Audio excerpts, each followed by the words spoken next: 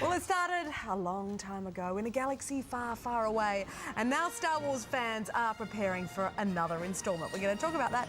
Our movie man, Jabba the Hutt, is here after the break on International Star Wars Day. I'm sure he'll love being that.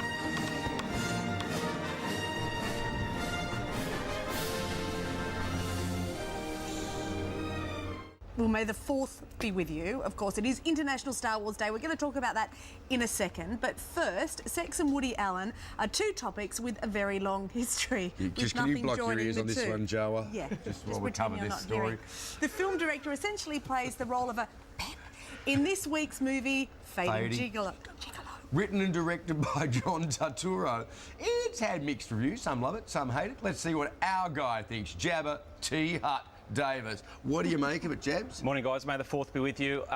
You know, briefly, the worst, 2 stars. I mean, you can sum it up that quickly. Really? Look, for me, if you're into independent art house cinema, it's a great time to go to the pictures. You've got The Invisible Woman, you've got the Grand Budapest Hotel, yes. You have got 52 Tuesdays, a gender movie out this week, Young and the Beautiful, as well as Fading Gigolo, 2 movies about the world's oldest profession. This one, for me, was an extremely self-indulgent piece from director and star. He also wrote it, John Turturro, who's enlisted some great stars, Sofia Vergara, Sharon Stone, Woody Allen.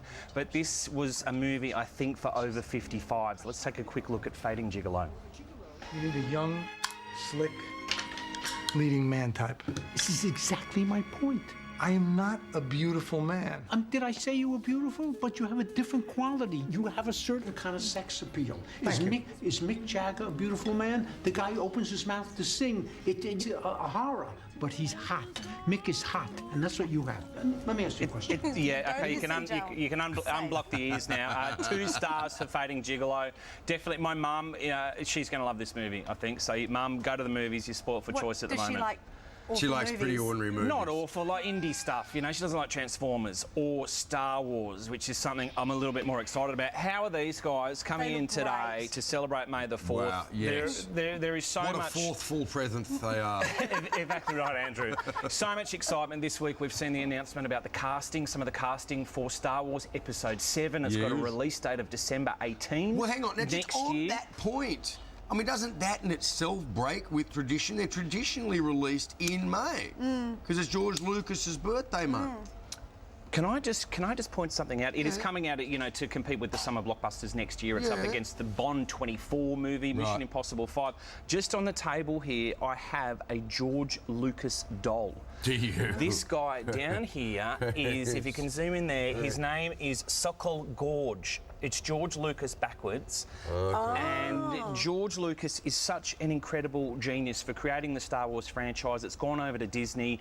It is this Episode 7 is something that us Star Wars fans have. We've held our breath for a long time because the most recent 3 films, the first in the 6-part series, left a lot of people disappointed. Jar Jar Binks, of course, was someone that people weren't excited about.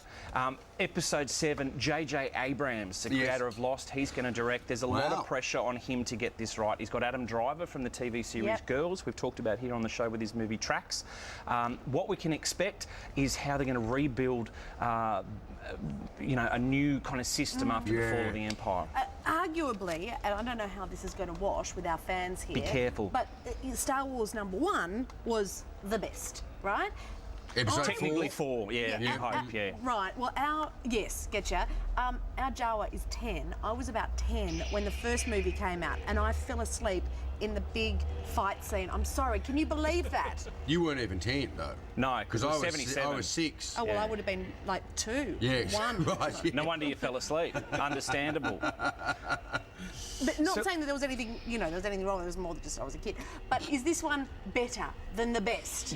Look, I think it's with Star Wars. You need to see, you know, the whole thing to understand the entire universe. It's why it you know, brings such die-hard fans to the series. J.J. Abrams there is. I love R2-D2 in the little box in the background. That's him meeting with the new cast. There's been an announcement that 3 of the original guys are going to be in there. I mean, this is something very, very exciting for Star Wars fans because it looked like we might not see any more. Also very exciting, of course, is the merchandising.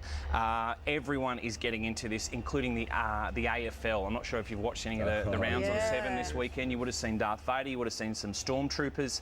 Of course, Lego are getting involved. There's a giant Darth Vader Lego building today in Penrith. You know, the toys that come out of Star Wars are some of the most desired, most collectible, most enjoyable to play with toys anywhere. And people said, what are you wearing today? You're not even dressed up. This is actually a Darth Vader hoodie. I've got the official Saints Empire T-shirt on. Go St Kilda. I've got my Darth Vader shoes on. And I'm getting ready for a Star Wars marathon, which is going to screen up the road. So is that what Darth would have worn on his days Leisure off? suit, when he's doing his P. Diddy kind of moment. Just reclining with a bit of, you know, Yoda. Yeah. Just be chilling like that, which is See, exciting. if he could have kicked back on the couch with Luke a bit more when he was young, Yeah. you know, it Arms might have been around. very, very different. Arms around, watching, you know, sunrise. Just relax. That's right. Just before we go, Jawa, just make a couple of little sounds for us. That kind of thing. He's not an Ewok. How are you going in there? Are you all right? Yeah. Been doing a great job. Do you hear the voice? All day. I know. That's good like voice, chilled. huh? Yeah, Jawa. true. And how's these guys? Just feel like a round of applause for these guys. 'cause Yeah. Thank you so much for coming in. Bloody legendary. Very, very quickly, NASA have got involved, which is so appropriate given that Star Wars is set in space. Yes. I'm not sure if we've got time for that one, but No, we'll don't. cover that in weeks and months oh, there to he come. is. There he Yeah. is. Oh, good stuff. Thanks, NASA. All right, well, so thanks a lot, team, for joining us. Jawa, I don't want you stealing any of these cameras on your way out, by the way. Okay, thank you. He's smiling. We can't seem to get enough of Star Wars today, so we're going to have a little bit more after the break. This is Weekend Sunrise. Go not away.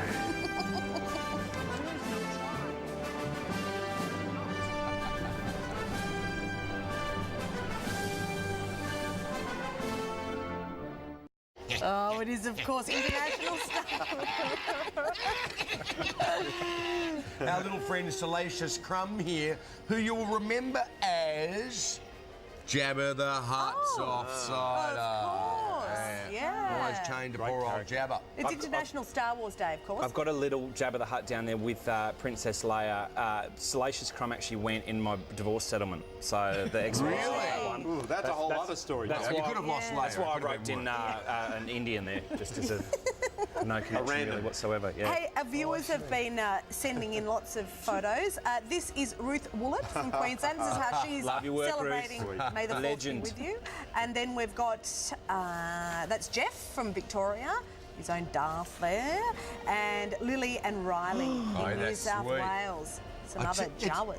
It's a good excuse if you ever get pulled over for speeding on your moped to be dressed like this. To say, look, you know, I am on the way to destroying the Death Star before it destroys us. You know? I'm in a rush. I'm in a rush. I think so. Yeah. What Death Star? Well, exactly, Your Honour. There is not a Death Star anymore. Thank you. To me. Hey, thanks for all coming in. These are fans from the Sydney Star Walking Club. They've volunteered their time. It's difficult to say that you got a favourite, but Mick, Aussie Darth, tell us about your costume. Yeah, like I went to America a few years ago and I thought I'd do an Australian touch to my costume and yeah, went all out, put the Aussie flag on the back and Oh, and the VB the can. VBs, yeah, which they're empty at the moment because security wouldn't let me in, but Gosh, we're tired I here. love it. Trent Vader. Very cute. Enjoy the day. Lovely day, Thanks for everyone. watching, Yeah. everyone. May the 4th be with you.